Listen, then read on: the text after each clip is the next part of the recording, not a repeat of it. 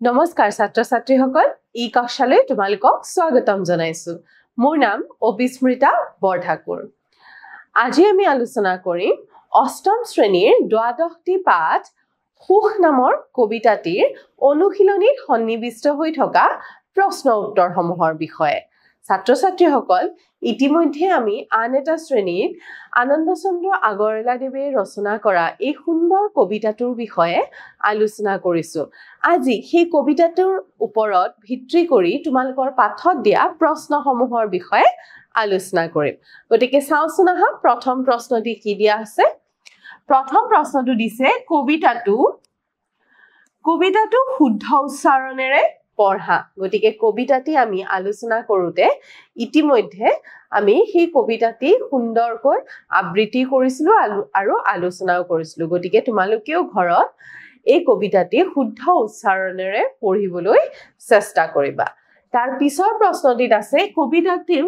ছন্দ লয় ৰক্ষা কৰি আবৃত্তি কৰা গতিকে ছাত্ৰ ছাত্ৰীসকল এই সুন্দৰ কবিতাটি তোমালোকে মূল ভাৱটো জনাৰ লগতে সুন্দৰকৈ আবৃত্তি কৰিবলৈ চেষ্টা কৰিবা এতিয়া আমি পৰৱৰ্তী প্ৰশ্নসমূহলৈ আগবাঢ়ো গতিকে উত্তৰ দিয়া প্ৰথম প্ৰশ্নটো দিছে সুখ সুখ বুলি সংসাৰত সুখ বিচাৰোতে মানুহে কি পায় গতিকে আনন্দচন্দ্ৰ আগৰৱালাই এই সুন্দৰ কবিতাটোৰ জৰিয়তে বুজাই দিছে যে মানুহে সুখ সুখ বুলি হাবাথুৰি খাই থাকিব নালাগে সুখ মানুহে নিজৰ মাজতে বিচাৰি পাব যদি আনৰ বাবে হাঁহিব পাৰে আনৰ দুখত দুখী হ'ব পাৰে আনৰ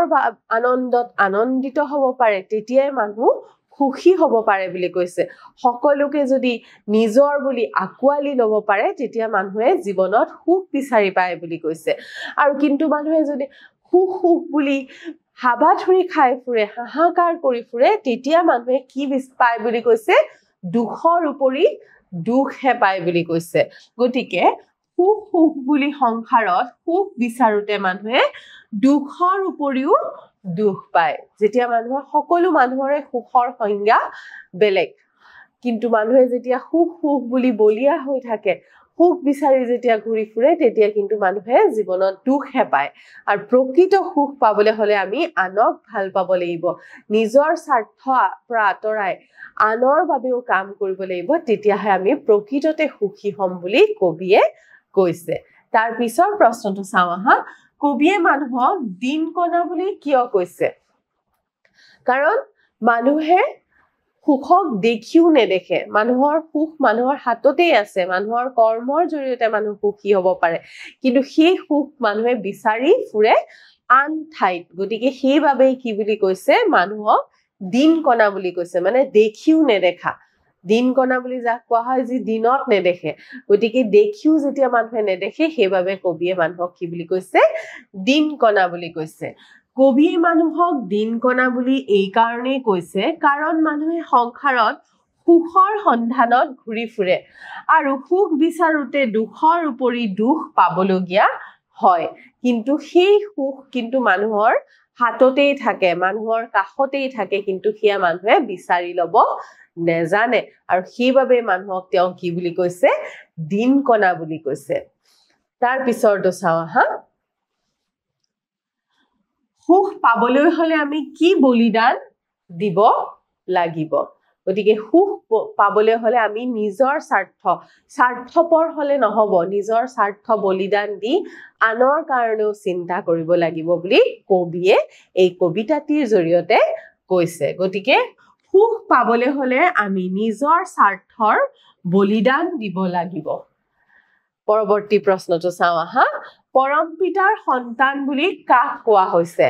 পৰম পিতাৰ সন্তান বুলি এই জগতত বাস কৰা সকলো মানুহকে কোৱা হৈছে সকলো প্ৰাণী সকলো মানুহকে কি বুলি কৈছে পৰম পিতাৰ সন্তান আমি সকলো একেজন ঈশ্বৰৰে সন্তান বুলি কবিয়ে কৈছে আৰু সেইবাবে আমি সকলোকে ভাই ভনী আত্মীয় বুলি আকুৱালি ল'ব লাগে সকলোৰে দুখত দুখী হ'ব লাগে সকলোৰে সুখত সুখী হ'ব লাগে তেতিয়াহে আমি জীৱনত সুখ বিচাৰি পাম বুলি কবিয়ে কৈছে পৰৱৰ্তী প্ৰশ্নটি চাওঁ আহা প্ৰশ্নটিত আছে স্বাৰ্থৰ বাটত কিহে বিন্ধে বুলি কবিয়ে কৈছে গতিকে স্বাৰ্থপৰ যি মানুহ যি কেৱল নিজৰ স্বাৰ্থৰ কথা চিন্তা কৰে তেনে মানুহৰ কি হয় বুলি কবিয়ে কৈছে গতিকে স্বাৰ্থৰ বাটত দুখৰ কাইট খুজে প্ৰতি বিন্ধে বুলি কবিয়ে কৈছে স্বাৰ্থপৰ মানুহে নিজৰ প্ৰতিটো খুজতে দুখেই পায় বুলি কৈছে যদি তুমি স্বাৰ্থপৰ নোহোৱা তুমি যদি আনৰ কথা চিন্তা কৰা তেতিয়াহলে তোমাৰ জীৱন সুখেৰে ভৰি পৰে বুলি কৈছে কবিয়ে কিন্তু যদি স্বাৰ্থপৰ হয় সেই মানুহৰ কিন্তু খুজে প্ৰতিয়ে দুখ আহে বুলি কবিয়ে কৈছে পৰৱৰ্তী প্ৰশ্নটি চাও আহা সুগন্ধি কুসুম ক'ত ফুলে ইতিমধ্যে মই কৈছোৱে যে স্বাৰ্থপৰ মানুহৰ গোটেই জীৱনত প্ৰতিটো খুজতে দুখ পায় বুলি কবিয়ে কৈছে তাৰ পৰিৱৰ্তে তেওঁ কৈছে যি নিজৰ স্বাৰ্থ বলিদান দিব পাৰে যি আনৰ বাবে কাম কৰিব পাৰে তেওঁৰ কিন্তু জীৱনত সুগন্ধি কুসুম মানে ধুনিয়া মলমলাই থকা ফুল ফুলে মানে সুখেৰে ভৰি পৰে বুলি কৈছে সুগন্ধি কুসুম নিস্বাৰ্থৰ বাটত ফুলে বুলি কৈছে স্বাৰ্থবিহীন ভাবে যি আনৰ বাবে কাম কৰি যায় তেনে ব্যক্তিৰ জীৱনত সুখেৰে ভৰি পৰে আৰু এই অৰ্থতে কবিয়ে এই কথাষাৰ কৈছে পৰৱৰ্তী প্ৰশ্নটো চাও আহা জীৱনটো অকল নিজৰ নিমিত্তে নহয় তেনেহলে কাৰ বাবে কবিয়ে এটাই কৈছে যে সুখৰ সংজ্ঞা আমি বিচাৰি পাবলৈ হলে আমি নিস্বাৰ্থ হ'ব লাগিব আৰু আনৰ বাবেও চিন্তা কৰিব লাগিব আৰু আমি সকলো একেজন পৰম পিতাৰে সন্তান গতিকে সকলোৱে আমাৰ আপোন বুলি কৈছে কবি আৰু আমি সকলোৰে কথা চিন্তা কৰিব লাগিব আৰু সেই কাৰণে কৈছে যে জীৱনটো কেৱল নিজৰ বাবে নহয় আমি আনৰ বাবেও আমাৰ ওচৰত থকা আমাৰ সমাজত থকা সকলো ব্যক্তি সকলো প্ৰাণীৰ কথা আমি চিন্তা কৰিব লাগিব জীৱনটো অকল নিজৰ নিমিত্তে নহয় এই পৃথিৱীত বাস কৰা আন মানুহ তথা জীৱকুলৰ বাবেও এই জীৱন গতিকে এইদৰে সুন্দৰকৈ কেনেদৰে আমি সুখ বিচাৰি পাব পাৰো কবিয়ে এই কবিতাটিৰ মাজেৰে বুজাই দিছে পৰৱৰ্তী প্ৰশ্নটিত সুধিছে কি কৰিব পাৰিলে সংসাৰৰ পৰা দুখ নোহোৱা হ'ব গতিকে সকলো মানুহে সুখী হ'বলৈ বিচাৰে হয় নে নহয় দুখ কোনেও নিবিচাৰে সকলো মানুহে জীৱনত সুখত থাকিবলৈ বিচাৰে আৰু কবিয়ে কৈছে মানুহে কেনেদৰে আমি সুখত থাকিব পাৰিম আমি যদি আনৰ বাবে চিন্তা কৰো আনৰ হিতৰ কাৰণে চিন্তা কৰো আনৰ ভালৰ কাৰণে চিন্তা কৰো আৰু তেনে কাম যদি আমি জীৱনত কৰি যাওঁ তেতিয়াহলে আমি জীৱনত দুখ নাইকিয়া হৈ যাব কেৱল নিজৰ কথা নাভাবি আনৰ হকে ত্যাগ কৰিব পাৰিলে আৰু আনৰ হিতৰ হৈ কাম কাজ কৰিব পাৰিলে সন্তোষ লাভ কৰিব পৰা যাব আৰু তেতিয়াই আমাৰ জীৱনৰ পৰা দুখ নোহোৱা হ'ব বুলি কৈছে আনৰ দুখত যদি আমি দুখী হ'ব পাৰো আৰু আনৰ সুখত যদি আমি হাঁহিব পাৰো সুখী হ'ব পাৰো আনন্দিত হ'ব পাৰো তেতিয়াই আমাৰ জীৱনৰ পৰা কিন্তু দুখ নোহোৱা হ'ব বুলি কবিয়ে কৈছে পৰৱৰ্তী প্ৰশ্নটি চাও হা কবিতাটিৰ মূল ভাৱ নিজৰ কথাৰে লিখা ইতিমধ্যে আমি কবিতাটিৰ বিষয়ে আলোচনা কৰোতে কবিতাটিৰ মূল ভাৱৰ বিষয়ে আলোচনা কৰিছোৱে গতিকে আহাচোন আমি কেনেদৰে মূল ভাৱটো লিখিছো চাও পৃথিৱীৰ প্ৰতিগৰাকী মানুহে উৰেটো জীৱন সুখৰ সন্ধান কৰে সকলোৱে সুখী হ'বলৈ বিচাৰে নহয় জানো সুখৰ অনুভূতিয়ে সকলোকে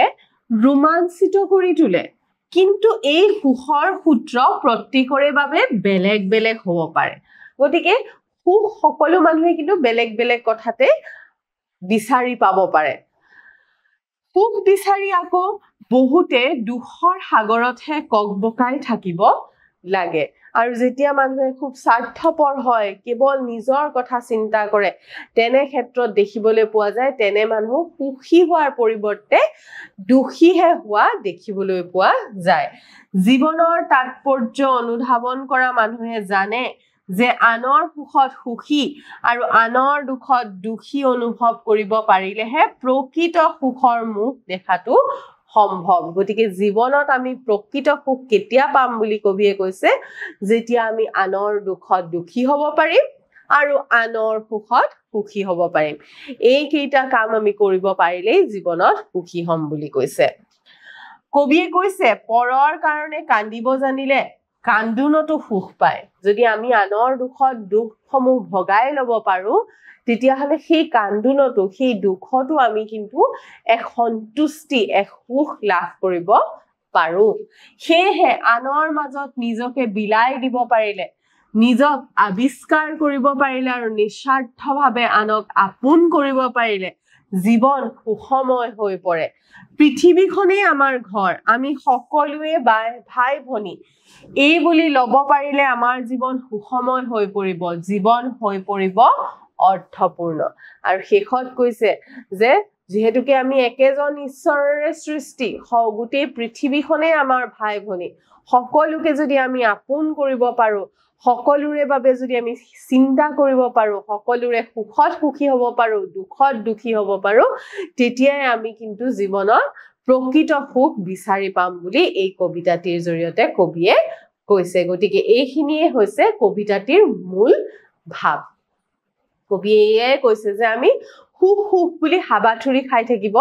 নালাগে আৰু মানুহক দেখিবলৈ পোৱা যায় যে মানুহে দিন কণাৰ দৰে সুখ নিজৰ কাখতে নিজৰ হাততে থাকিও মানুহে বিচাৰি ফুৰে আৰু স্বাৰ্থপৰ হলে সেই মানুহৰ কিন্তু সুখ জীৱনলৈ নাহে তাৰ পৰিৱৰ্তে দুখেহে জীৱনত অশান্তিৰ সৃষ্টি কৰে আমি আনৰ কথা আনৰ হিতৰ কথা যেতিয়া চিন্তা কৰিম তেতিয়াই কিন্তু আমি জীৱনত সুখ পাম বুলি কবিয়ে কবলৈ বিচাৰিছে তাৰ পৰৱৰ্তী প্ৰশ্নটো চাওঁ আহা সংসাৰত সুখ পাবলৈ হলে কি কি কৰিব লাগিব কবিতাটোৰ আলমত লিখা ইতিমধ্যে আমি আলোচনা কৰা কথাখিনিয়ে পুনৰ লিখিব লাগিব গতিকে কেনে ধৰণে লিখিছো চাওঁ আহা সংসাৰত সুখ পাবলৈ হলে মানুহে নিজৰ ন্যস্ত স্বাৰ্থক বিসৰ্জন দি মানে কেৱল স্বাৰ্থপৰ হ'ব নালাগিব নিজৰ স্বাৰ্থক আঁতৰাই ৰাখি আনৰ হকে চিন্তা কৰিব লাগিব আনৰ সুখত সুখী হ'ব পাৰিব লাগিব আনৰ দুখত কান্দিব জানিলে কান্দোনতো সুখ পায় বুলি কবিয়ে উল্লেখ কৰিছে এই পৃথিৱীত বসবাস কৰা সকলো নৰনাৰীয়ে এক পৰম পিতাৰ সন্তান গতিকে বিশ্বৰ সকলো নৰনাৰীকে নিস্বাৰ্থ প্ৰেম কৰিলে এই সংসাৰ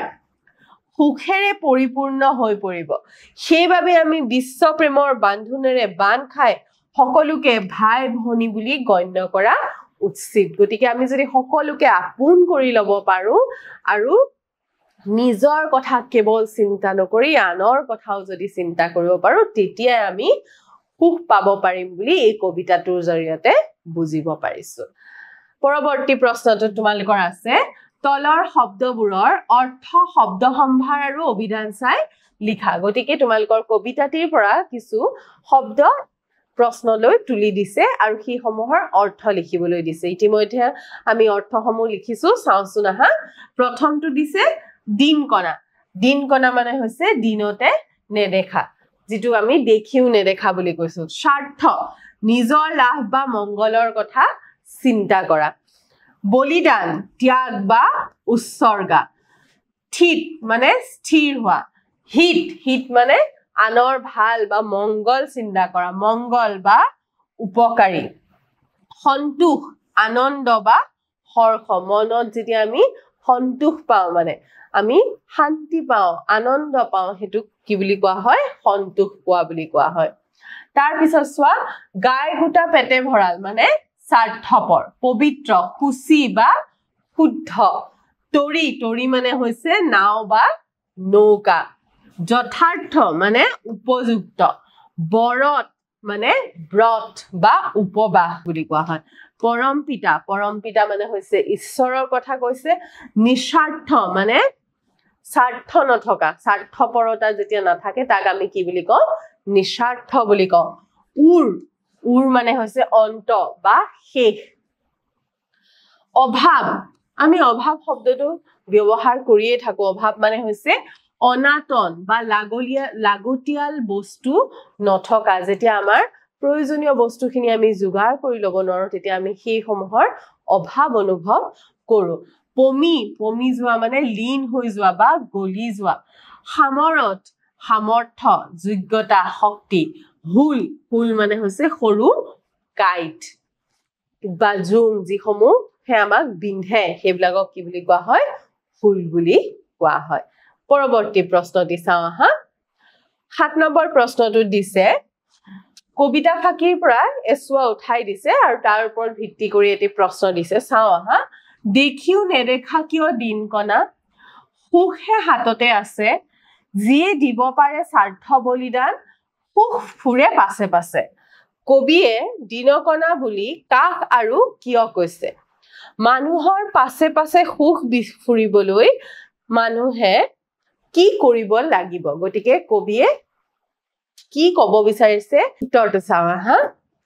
কবিয়ে দিনকণা বুলি পৃথিৱীৰ মানুহক কৈছে এই পৃথিৱীত মানুহে সুখ বুলি হাবাথুৰি খাই ফুৰে অথচ সুখৰ মুখ নেদেখে বৰঞ্চ সুখ বিচাৰোতে দুখৰ উপৰি দুখে পাবলগীয়া হয় কিন্তু নিজৰ হাততেই যে সুখ নিহিত হৈ থাকে সেই সুখক মানুহে বিচাৰি লব নাজানে সেয়েহে কবিয়ে মানুহক দিনকণা বুলি কৈছে যে কবিয়ে কৈছে যে সুখ আমাৰ হাততেই আছে মাত্ৰ আমি তাক বিচাৰি লব লাগিব আমি আনৰ সুখত সুখী হৈ আনৰ দুখত দুখী হৈ আনৰ কথা চিন্তা কৰি আমি সুখ বিচাৰি লব পাৰিলেহে জীৱনত আমি সুখী হব পাৰিম আৰু যেহেতুকে মানুহে সুখ বিচাৰি নাপায় সুখ থাকিও মানুহে বিচাৰি নাপায় সেইবাবে মানুহক কবিয়ে কি বুলি কৈছে দিনকণা বুলি কৈছে পৰৱৰ্তী প্ৰশ্নটি চাও আহা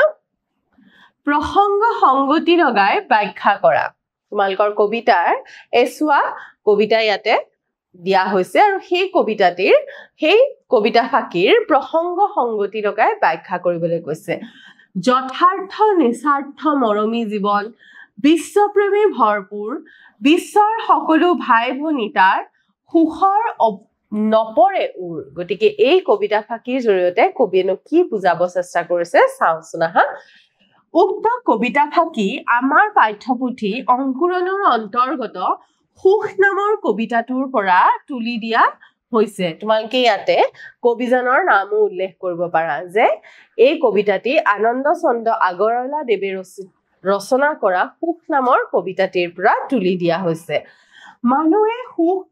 কিদৰে আহৰণ কৰিব পাৰে সেই প্ৰসংগতে উক্ত কথা ফাকিৰ অৱতাৰণা কৰা হৈছে গতিকে মানুহে কেনেকৈ সুখ বিচাৰি পাব পাৰে কেনেকৈ সুখী হ'ব পাৰে সেই কথাষাৰ কবলৈ যাওঁতে এই কথাখিনি কোৱা হৈছে মানুহে যদি নিস্বাৰ্থভাৱে সকলোকে মৰম চেনেহ দিব পাৰে